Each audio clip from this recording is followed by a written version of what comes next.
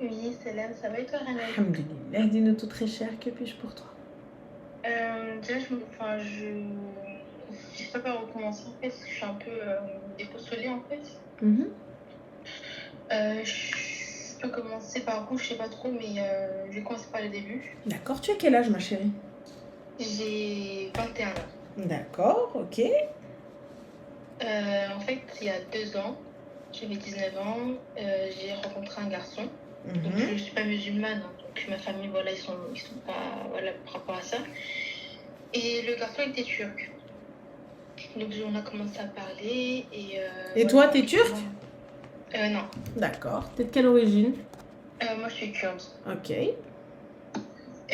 Donc on a commencé à parler et puis c'était quelqu'un qui était un peu dans la politique, ce qui me plaisait pas trop parce que voilà, c'est un peu la guerre entre nous, on va dire. Je sais pas trop quoi, voilà, bref. Mhm. Et au fur et à mesure des discussions qu'on avait, des appels qu'on avait, puis voilà, enfin, on a commencé à avoir des sentiments l'un pour l'autre. Mhm. Et on a décidé de se rencontrer. Donc je suis allée en Turquie le voir dans sa vie. Et puis on a décidé de se marier en été quoi. L'année où je suis partie, donc j'avais 19 ans. Mes parents étaient d'accord, du coup on a fait un mariage, etc. Et Ses puis parents, ils étaient d'accord? oui, oui, ils étaient d'accord. À lui? À lui et à ma famille, à moi, Ok, oui. donc top, donc tout le monde, tout allait bien, tout le monde était ok. And what's C'est happened? ça. En fait, le truc, c'est on s'est mariés, et puis là, ça fait 2 ans qu'on est mariés. Et en fait, pendant, même avant le mariage, ben, il avait un comportement un peu toxique. Je sais pas comment dire. En fait, par exemple, quand on se faisait des blagues, ou la façon dont je lui parlais lui plaisait pas, il me disait, oui, cette façon dont tu me parles, ça me plaît pas, etc. Donc moi, j'ai tout fait pour y remédier, tu vois.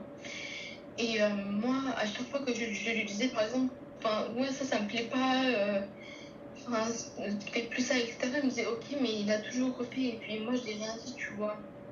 Mais quand moi, je le refaisais, lui, il me disait tout le temps, oui, pourquoi tu changes jamais, tant t'es qu'à ta tête, etc. Donc voilà, moi, j'ai laissé passer, tu vois. Et puis là, on s'est mariés, ça fait 2 ans, on a une petite fille de 6 mois. Et on a déménagé en France, du coup il habite en France également, on habite ensemble maintenant. Et puis il a commencé à travailler il y a une semaine et demie là aujourd'hui. Et il y a une semaine, il est allé chercher une voiture que quelqu'un de la famille a réussi à acheter pour nous aider.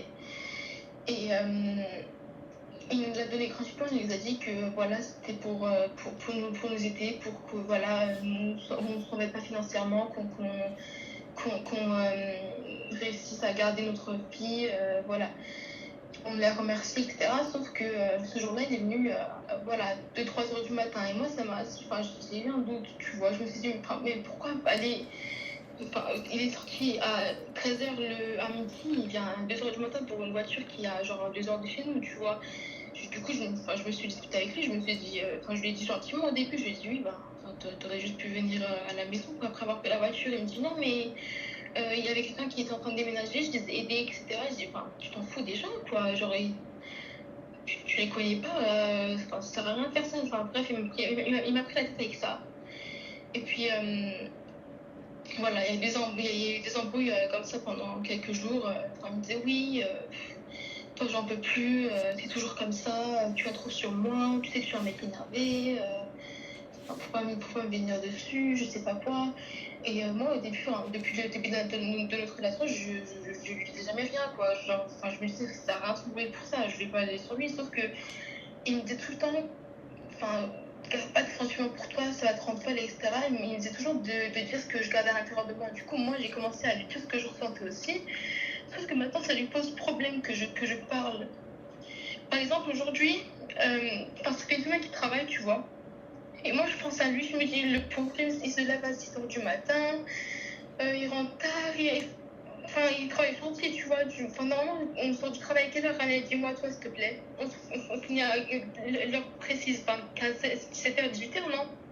Je sais Avant pas de qu'est-ce sortir qu'il du fait dans la travail. vie. Il est au chantier.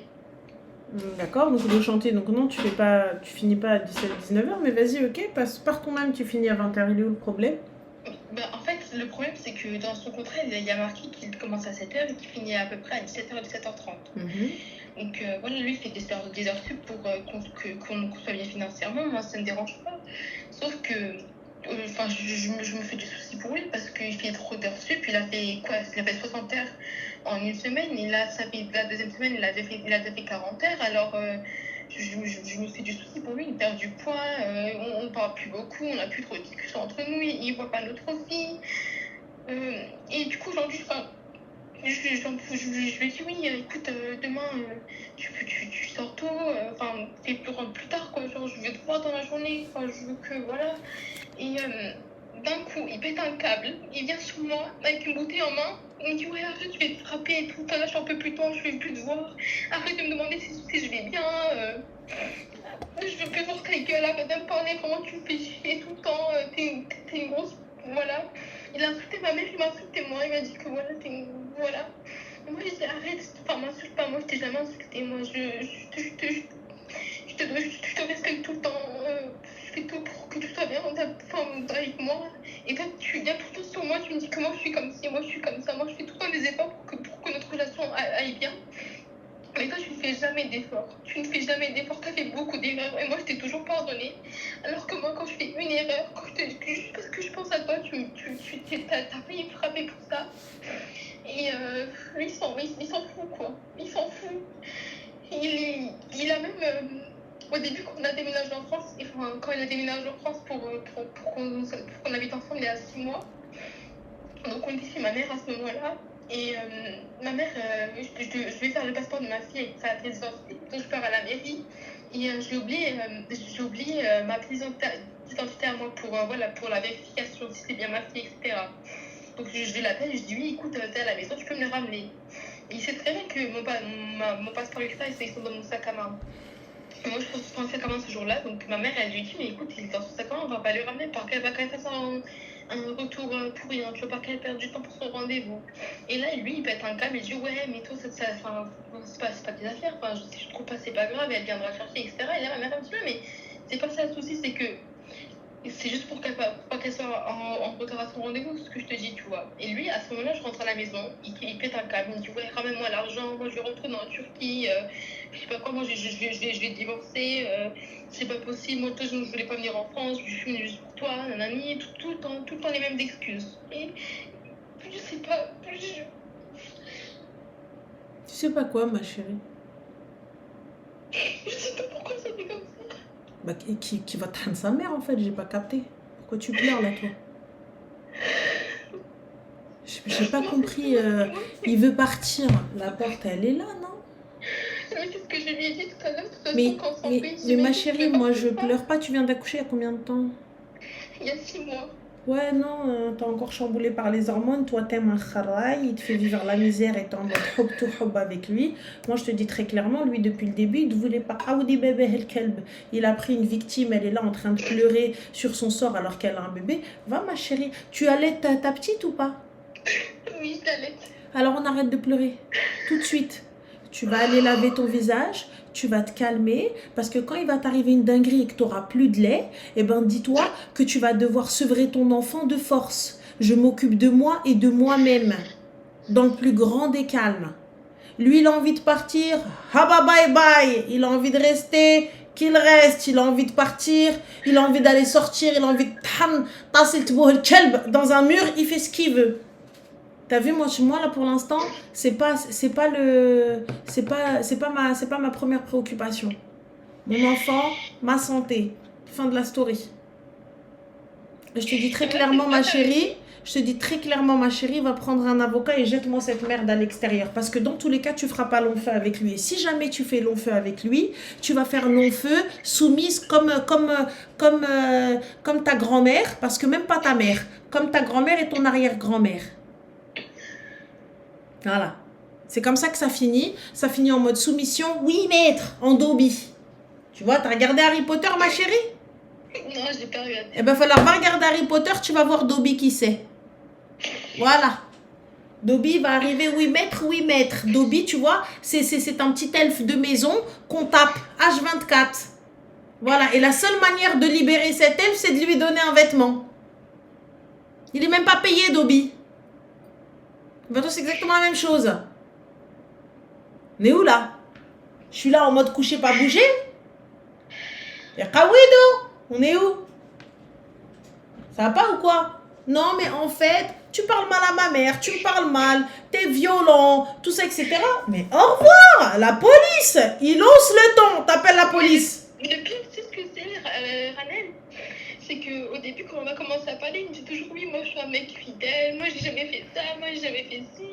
Quand je suis partie en Turquie pour qu'on se marie, là, pour que je rencontre sa famille, pendant 6 mois, je suis restée là-bas pour lui, pour faire les mariages, etc. Et pendant tout,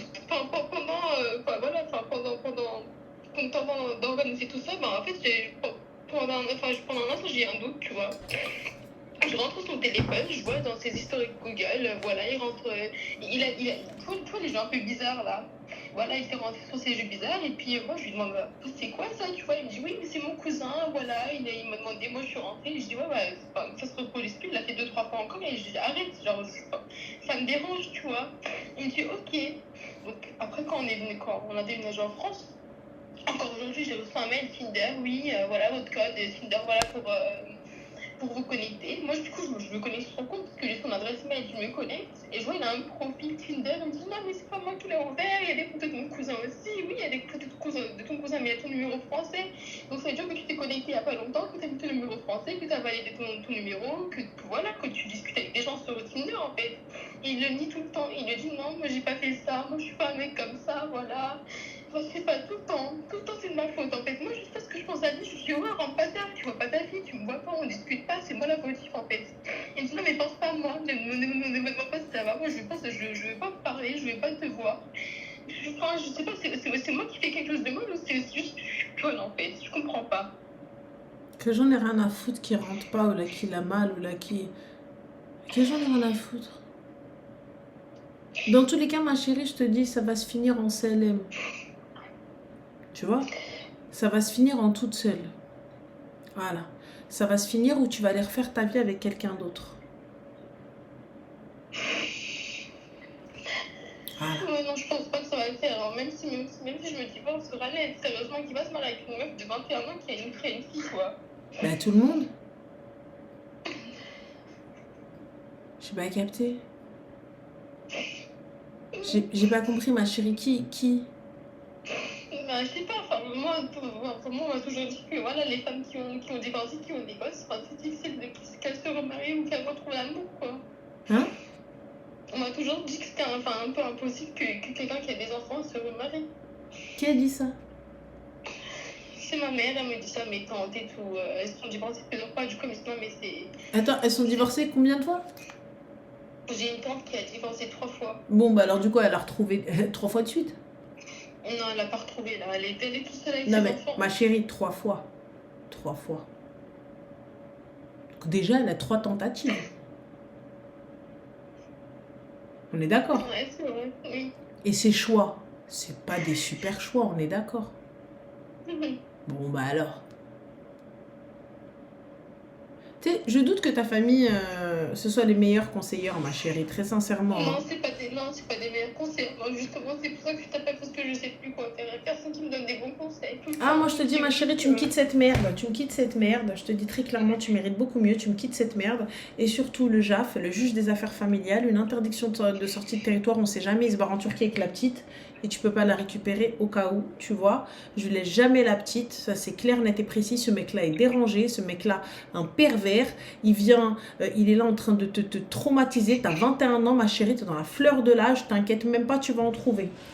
Des beaucoup mieux, des beaucoup plus intelligents. Voilà, moi je suis pas née pour souffrir, je te le dis très clairement. Moi je supporte très très mal la souffrance. Moi je suis quelqu'un, j'ai mal aux pieds, j'enlève les chaussures, sauf quand il s'agit de faire la belle. Mais genre je suis en train de marcher toute seule et tout, j'ai mal aux yeux, au revoir, merci, hein. Ça va pas ou quoi? Et on a 38 ans, on est mariés, divorcés, hein. Et mariés, hein. Allah, alhamdoulilah. Tu vois, donc il va falloir arrêter ce délire de non, en fait, si t'es divorcé, tu trouveras personne. Non, mais en fait, tu vas galérer. Non, mais en fait, tu vas mourir seule. Tu vas pas mourir seule. Sache-le. Et si je meurs seule, eh ben je meurs seule avec moi-même. Et la meilleure version de moi-même. C'est tout. Il est hors de question.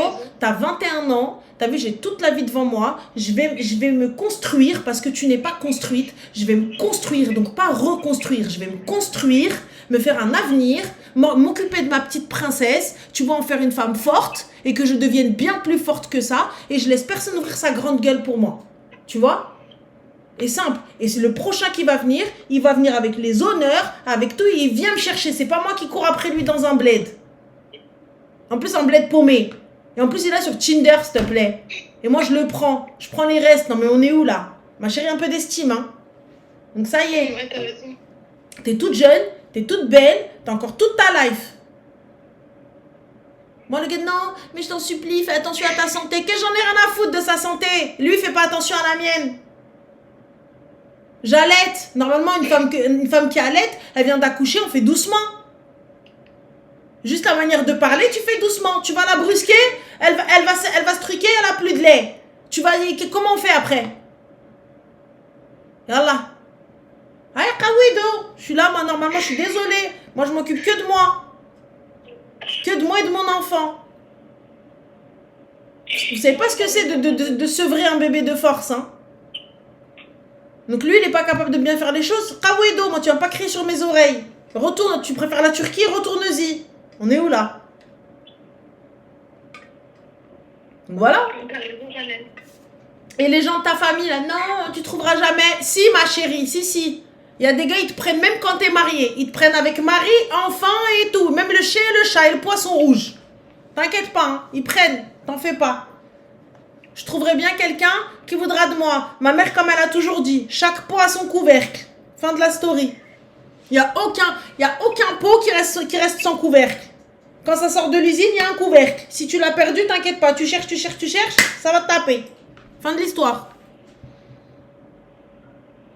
Donc voilà ma chérie, en tout cas, prends soin de toi. Et tu fais pas attention à ce qu'on te raconte. Et ton kharaï, tu me le tèges. Ça marche, merci beaucoup, Vanessa. Je t'en prie ma chérie, fais attention à toi. Bisous. Bisous, allez, bonne soirée.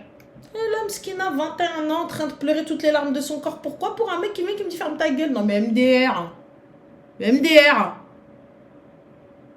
Comme il dirait le petit, mais quelle horreur. Quelle horreur. Voilà, c'est ça. Mais on est où? Je rentre, je te dis, ouais, mon cœur, tu travailles trop, faut faire attention à ta santé. Ferme ta gueule.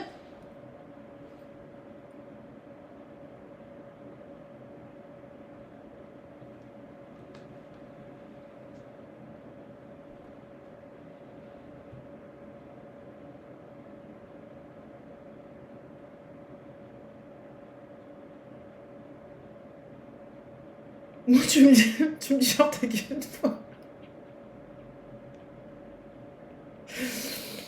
Wallah, les gars, tu me dis ferme ta gueule une fois.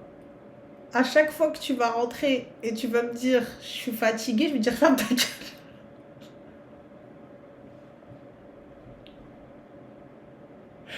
Le même, t'as vu l'eau là que tu m'as donné à boire, je vais te noyer dedans.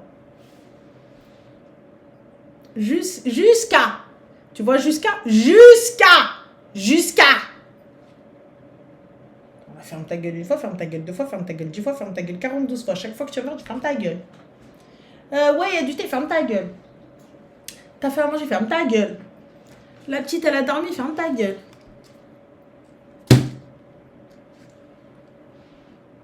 Jusqu'à ce que... Voilà. Ah. Là. Voilà.